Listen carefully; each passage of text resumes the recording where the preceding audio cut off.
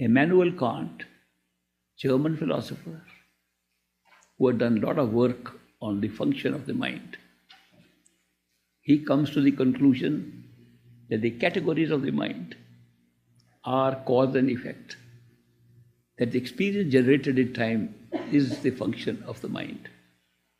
When he describes the categories of mind, he very clearly says that the real thing to create was, in time and space, create events which become our experience and place them as cause and effect. You will notice this was a very big discovery that he made.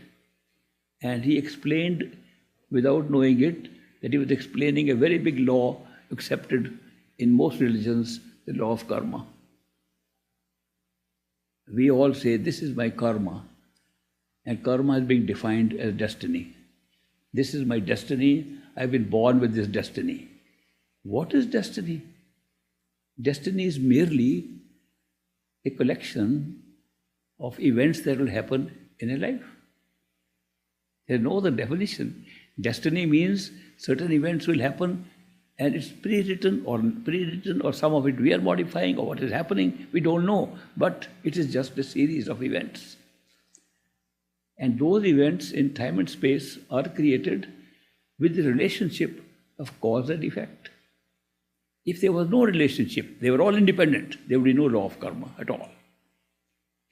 The law of karma, which says, if you do good things, you will be rewarded. If you do bad things, you will be punished. And this law creates, because of the cause and effect relationship, it creates a resultant life for you based upon what good you did, what bad you did. All religions of the world have accepted it in one form or the other. All spiritual masters accept it. All of us who have gone through karma accept it, that we know we are going through our karma. We are going through good and bad luck based upon good and bad decisions we make.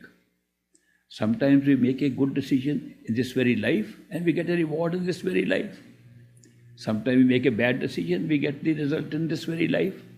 Sometimes there are things happening in our life we can't explain, so we say it must have happened in a previous life. The law of karma has been expressed in so many ways. A Christian friend of mine,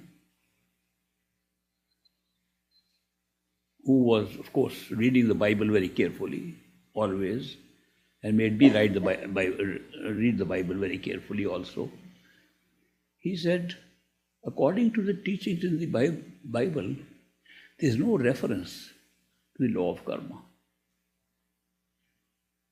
So, where does this law that you talk of, and we all seem to experience something like that, and you say all religions accept it, where has it been referred to in the Holy Bible?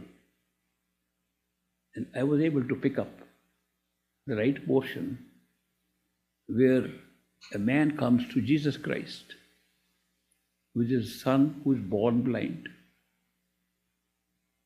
And he asks the master, Master, is my son born blind because of his sins or because of the father's sins? He said, why would the father's sins be responsible for creating blindness in the son? And the son is born with this blindness, how could he have created this? How do you explain? And if you watch the master's answer, Jesus Christ said to that man, it is neither the sins of the child nor the sins of the father.